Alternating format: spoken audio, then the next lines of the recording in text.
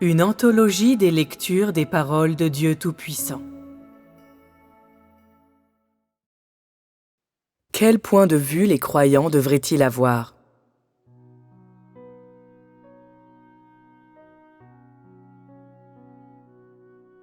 Qu'est-ce que l'homme a reçu dès lors qu'il a cru en Dieu ? Qu'as-tu appris au sujet de Dieu ?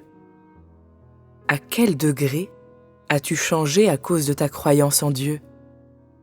Maintenant, vous savez tous que la croyance de l'homme en Dieu ne vise pas seulement le salut de l'âme et le bien-être de la chair, ni à enrichir sa vie par son amour pour Dieu, et ainsi de suite.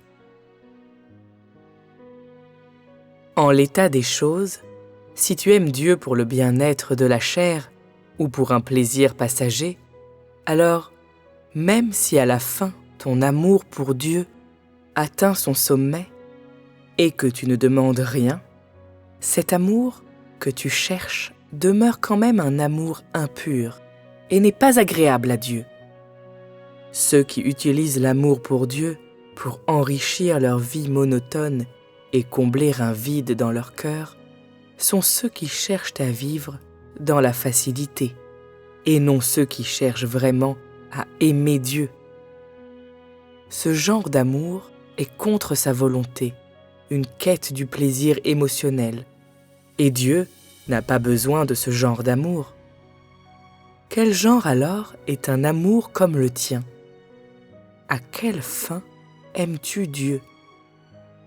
Quel degré d'amour vrai as-tu pour Dieu maintenant ? L'amour de la plupart d'entre vous est comme c'est précédemment mentionné. Ce genre d'amour ne peut que maintenir le statu quo. Il ne saurait atteindre la constance perpétuelle, ni prendre racine dans l'homme. Ce genre d'amour est celui d'une fleur qui ne porte pas de fruits après qu'elle a fleuri et puis fané.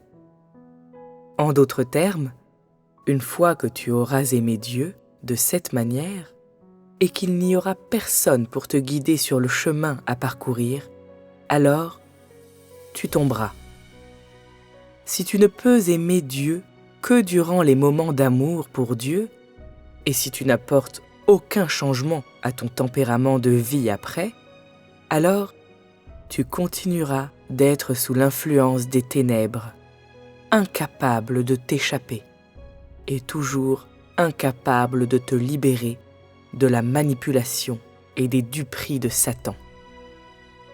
Un tel homme ne peut pas être entièrement gagné par Dieu. À la fin, son esprit, son âme et son corps seront toujours la propriété de Satan. Cela est incontestable. Tous ceux qui ne peuvent pas être entièrement gagnés par Dieu retourneront à leur lieu d'origine, c'est-à-dire de retour chez Satan. Et ils finiront dans les temps de feu et de soufre pour attendre la prochaine étape de la punition de Dieu. Ceux qui sont gagnés par Dieu sont ceux qui se rebellent contre Satan et s'échappent de son domaine. De tels hommes seront officiellement comptés parmi le peuple du royaume. C'est ainsi que le peuple du royaume est formé. Es-tu prêt à devenir une telle personne ? Es-tu prêt à être gagné par Dieu ? Es-tu prêt à t'échapper du domaine de Satan et à retourner vers Dieu ? Appartiens-tu maintenant à Satan ou es-tu compté parmi le peuple du royaume ? De telles choses doivent toutes être claires et ne nécessitent aucune autre explication. Dans le passé, beaucoup ont continué avec l'ambition et les notions de l'homme, et pour les espoirs de l'homme. Ces questions ne seront pas abordées maintenant. La solution est de trouver un moyen de pratiquer qui permettra à chacun de conserver un état normal devant Dieu et de se libérer progressivement du joug de l'influence de Satan, afin que vous puissiez être gagnés par Dieu et mener une existence sur terre conforme à ce que Dieu demande de vous. Cela seul peut réaliser le désir de Dieu. Beaucoup croient en Dieu, mais ne savent pas ce que Dieu désire, ni ce que Satan désire. Ils croient bêtement et suivent aveuglément les autres. Ainsi, ils n'ont jamais vécu une vie chrétienne normale. Ils n'ont aucune relation personnelle normale, encore moins une relation normale d'un homme avec Dieu. De cela, on peut voir que les difficultés et les défauts de l'homme et que bien d'autres facteurs qui peuvent contrecarrer la volonté de Dieu sont nombreux.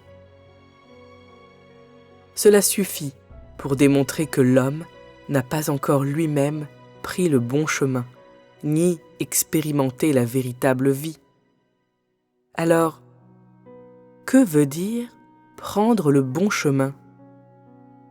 Prendre le bon chemin signifie que tu peux apaiser ton cœur devant Dieu en tout temps et communier naturellement avec Dieu, cherchant progressivement à savoir ce qui manque dans l'homme et acquérant lentement une connaissance plus approfondie de Dieu.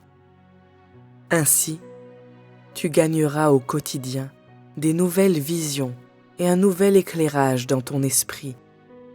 Ton désir augmentera et tu chercheras à entrer dans la vérité. Chaque jour, il y aura une lumière nouvelle et un entendement nouveau. Par ce chemin, tu te libéreras progressivement de l'influence de Satan et ta vie grandit de plus en plus. Un tel homme est entré sur le bon chemin.